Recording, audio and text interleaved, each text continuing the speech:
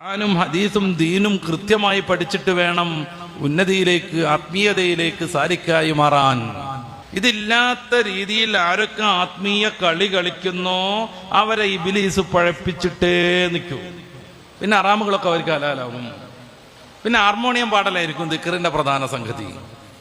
കൈ ഇങ്ങനെ കൊട്ടണീന്റെ മസല എന്താണ്? പരിശുദ്ധ ഇസ്ലാം സമ്മതിക്കാത്തൊരു സാധനമാണത്.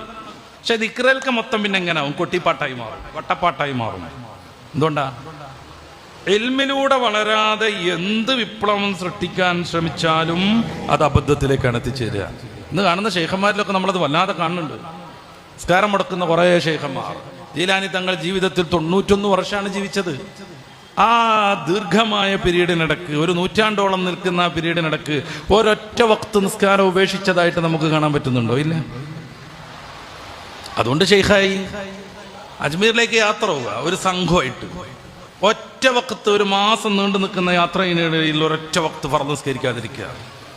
ശൈഖിനെ വല്ലാതൊന്നും ആവാഹിക്കാത്ത ന്യൂ മെമ്പർമാരിങ്ങനെ ഇടക്കൊക്കെ ചോദിക്കും നമുക്ക് നിസ്കരിക്കണ്ടേ എന്ന്. അപ്പൊ ഷെയ്ഖിനെ വല്ലാതെ സ്വാധീനിച്ച ഖലീഫമാരൊക്കെ ആയ ഷെയ്ഖിന്റെ 2-ാമനും 3-ാമനൊക്കെ ആയിട്ടുള്ള മുരീദ് അവരെ വിളിച്ചിട്ട് പറയും, എന്താ എന്റെ പ്രശ്നം? നിസ്കരിക്കണില്ല എന്നുള്ളതല്ലേ. അതിനെന്താ കുഴപ്പം? ഖബറിൽ മലക്കുകൾ വന്നിട്ട് ചോദ്യം ചോദിക്കും. അപ്പൊ ആദ്യം നിസ്കാരത്തെ ചോദിക്കും എന്നുള്ളതല്ലേ. അപ്പൊ ഐറ്റങ്ങൾ പറയാതെ ആദ്യം നിസ്കാരത്തിനെയുള്ള ചോദിക്കുക. അപ്പം മലക്ക്